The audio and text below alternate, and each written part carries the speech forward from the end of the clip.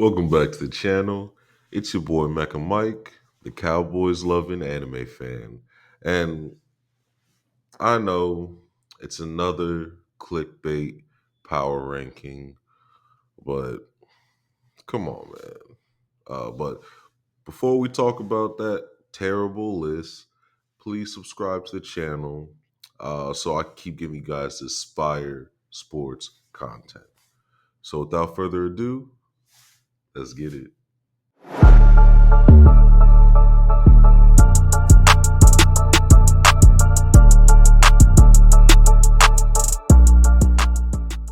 So I get it. Don't look at power rankings, especially the ones before or postseason power rankings. Uh, well, the biggest part because it's someone's opinion. Um, they shouldn't mean nothing, but it gives the allure that a lot of these analysts know what they're talking about. But I had to say something on this one. So if you haven't seen the Bleacher Report, they put out a 2024 power ranking entering training camp. Um, and it's just, well, based on the title, you can see where I believe they were super, super wrong. So they ranked the Dallas Cowboys at 12. And what's crazy about that is that their teams that they've beaten before handily ranked before them. And a lot of those teams aren't better than the Cowboys. But again, that's just me being biased. Everyone has their opinion. But they won the NFC championship last year. Yes, they had an abysmal defensive performance against the Packers and lost. But to be ranked 12 when a lot of these teams haven't really changed is just ridiculous. Um, but we'll talk about those other teams and how they're not better than the Cowboys or they haven't really done anything. But we'll get into that. So, of course, number one, they got KC. Everyone loves Patrick Mahomes. I don't think there'll ever be a time, especially with the love affair that they have for Patrick Mahomes, where they'll ever rank Dallas ahead of them. Even if the Dallas wins the Super Bowl, they will never rank the Cowboys over KC. I get it. Media loves Mahomes. That's fine. So I'm not mad at that pick at number one. It's to be expected. Um, at number two, another pick I kind of saw because they were in the Super Bowl as well with KC. They lost, but San Francisco. Not mad at the pick, having them at number two. But this team could look very different without Brian Ayuk. So to say it's clear that they're number two, can't say it off the top of my head, but I understand coming off a Super Bowl. So the assumption is they're going to just be back in full swing. So I get that. But this is where the list really kind of starts to go downhill for me. And that's just how I feel about it. But it's just me. So at number three, they have the Detroit Lions. And yes, there was that whole penalty that, or it was a penalty, but they said no, it wasn't. No, it was a penalty. They said it wasn't a penalty. He didn't officially declare. So that was just this whole big thing that they said that that's the reason why they lost the game, even though they had another opportunity to score. But what do I know? Cowboys beat the Lions last year, and that's with the defense being very iffy against good teams.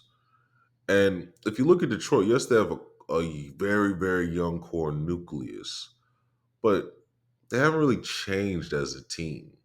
So I don't see how they rank them so high for a team that really didn't do anything to improve. They're still a good team, but top three, I think, is a stretch.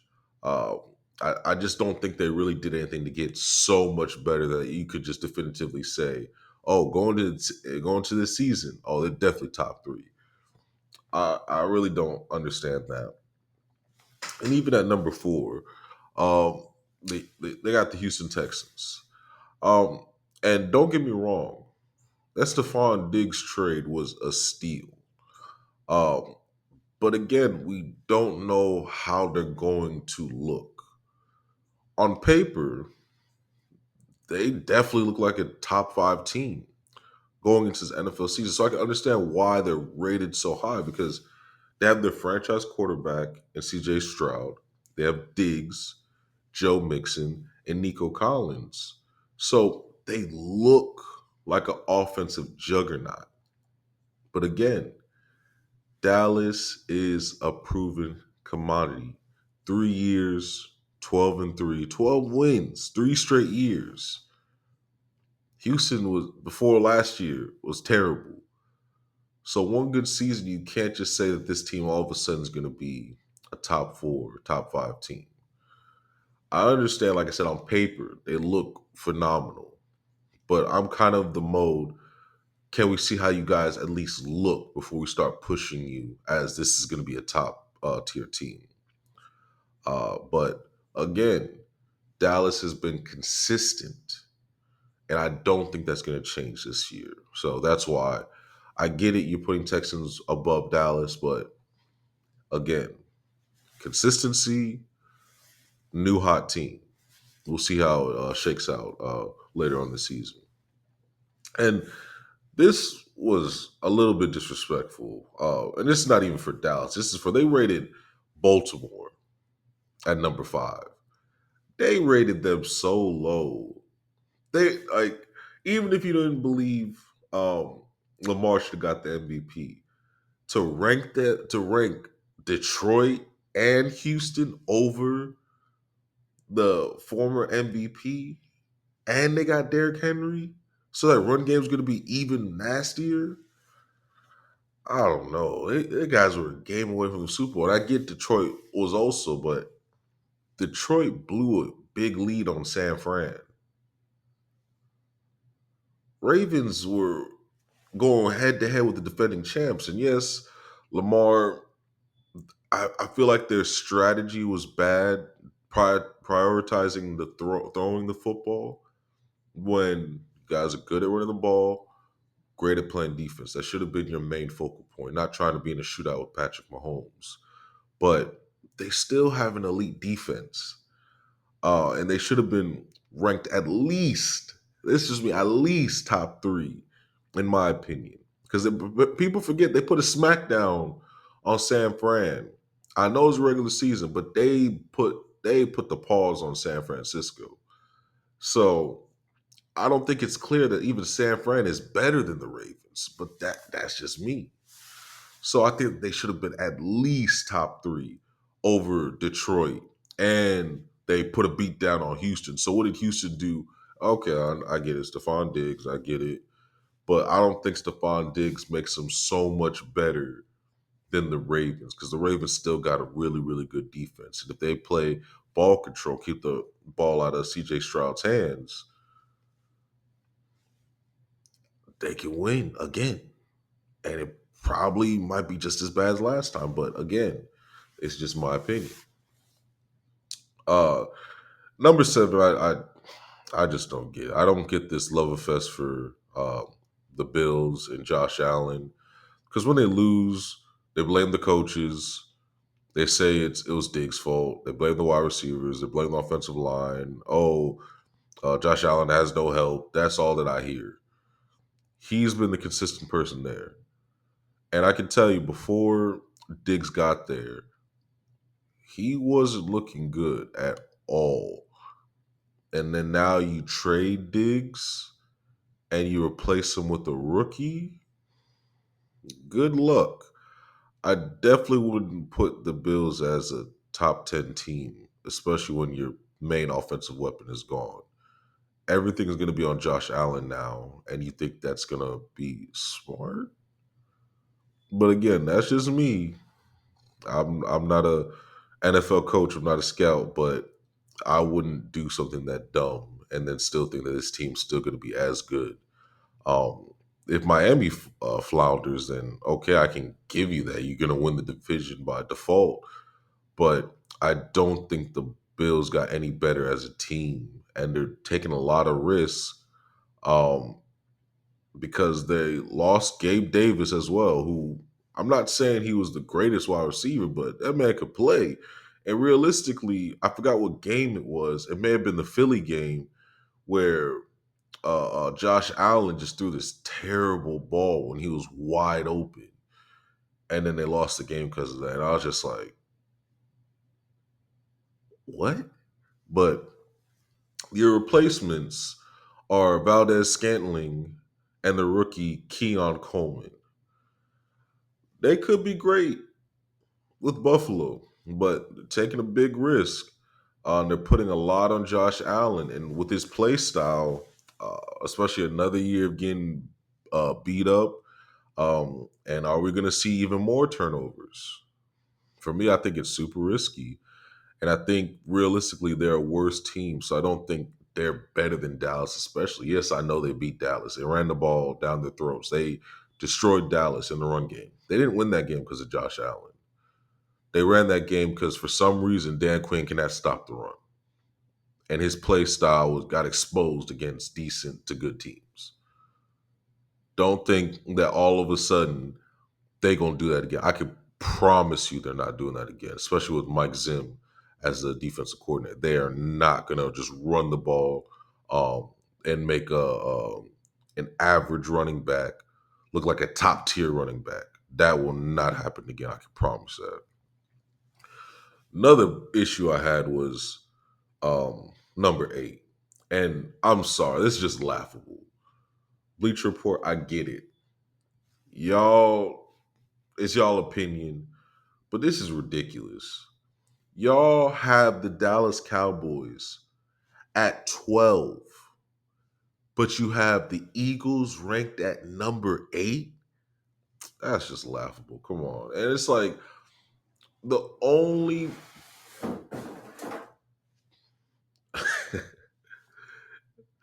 the only thing that they really did was they got Saquon and 2 rookie corners. And they're that much better than the Cowboys. Well, that's all they did.